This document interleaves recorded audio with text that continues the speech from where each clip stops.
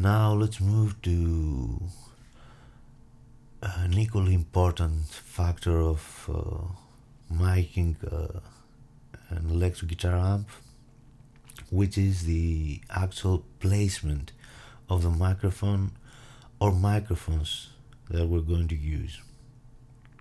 When we say placement, we are referring to three main things: the distance of the microphone from the source, the speaker, the angle at which the microphone faces the source, the speaker, and the actual spot that the microphone is focusing on when we're talking about close miking, of course. We're going to use some of the previous audio clips, audio examples, but this time we're going to use an overdriven tube guitar amp, adding lots of harmonic distortion, creating an overdriven sound with much more harmonic content.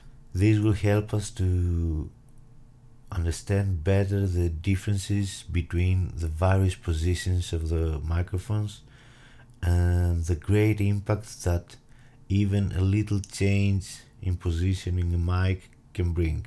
We'll start with the angle of the mic. We'll be using an SM57 in three different positions. The first one will be on axis. This means it will be at a 90-degree angle facing vertically the speaker. The second one will be slightly off axis at an angle of about 60 degree, and the third one will be off axis at an angle of about 30 degree. So let's listen to our first example with the 57 on axis.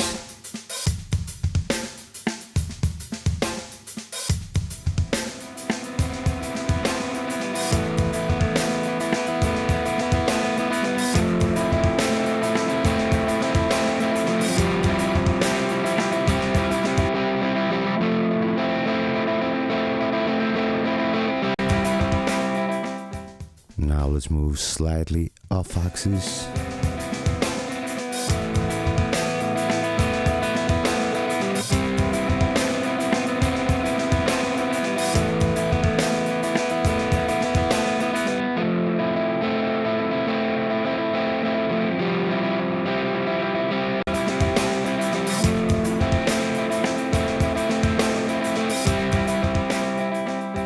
And finally, a complete off-axis placement of the 57.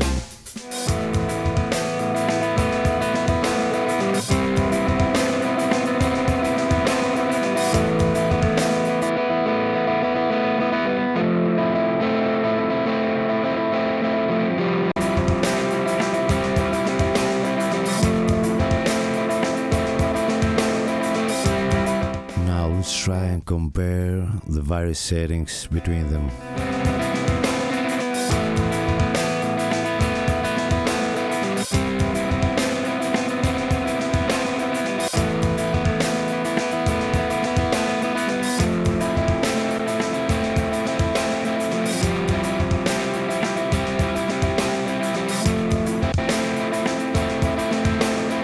As you can hear, the on-axis position has a much more bright character.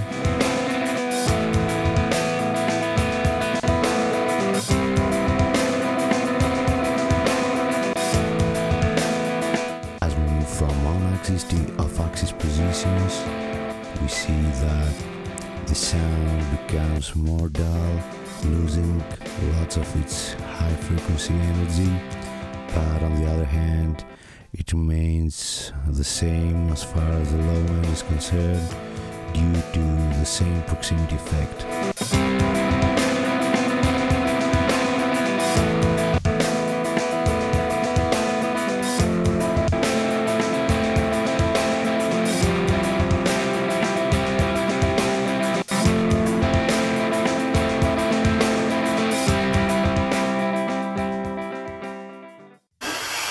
So our second test is about the actual spot of the speaker the microphone is facing out.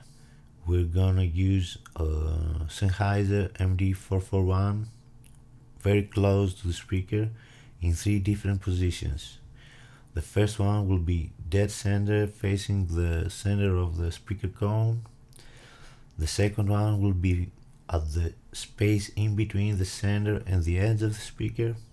And the third one will be at the edge of the speaker. So we're actually going to examine the differences in the way the speaker behaves as a radiator. We'll start off with an MD441 dead center on the speaker cone.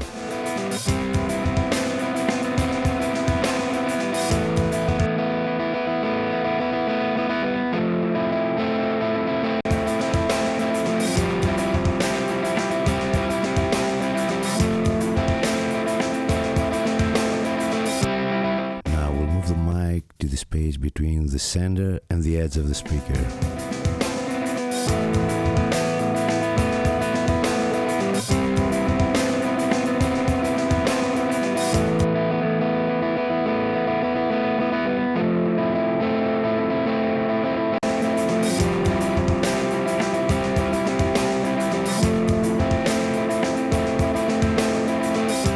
Finally, we're going to move the mic facing the outer edge of the speaker.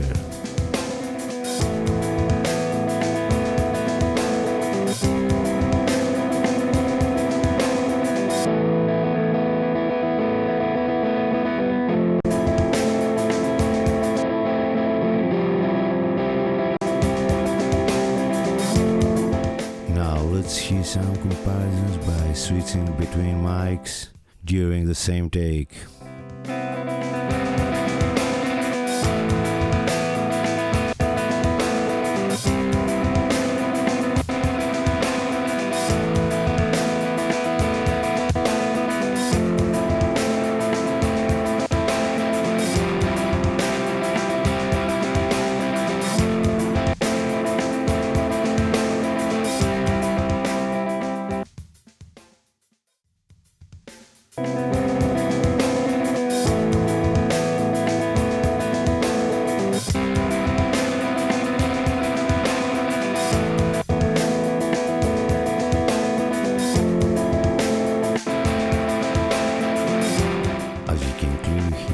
The sound not only becomes much more dull with less top end as we move to the outer of the speaker, but also at the outer edge position it becomes quite resonant with audible phasing issues from the combination of the other speakers in the cabinet.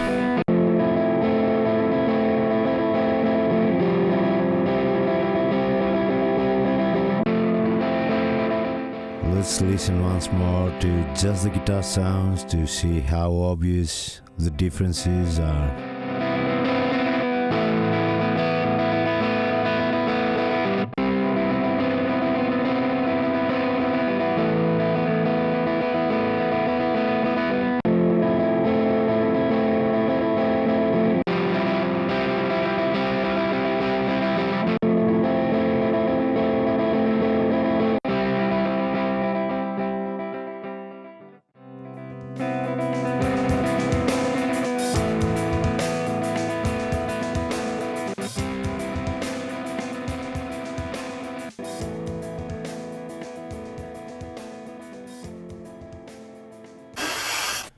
Finally, we're gonna take a look at the distance factor. We're gonna place 2 different mics, 2 dynamics, Sennheiser MD441 and an SM57 in 4 different positions, starting from a very close miking setup about 5 centimeters from the speaker cone, and moving further apart to 15 centimeters, 25 centimeters, up to half a meter. So now let's take a look at the distance factor. Of course, we're going to see only dynamic mics, and their behavior can be quite different from condensers or ribbons. However, you'll get the idea.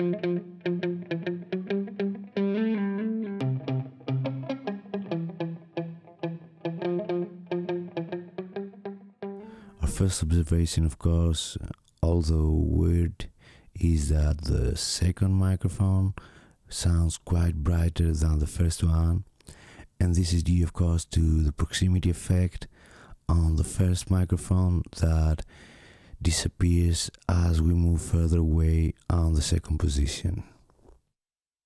Now let's listen to the exact same clip as recorded by the MD441.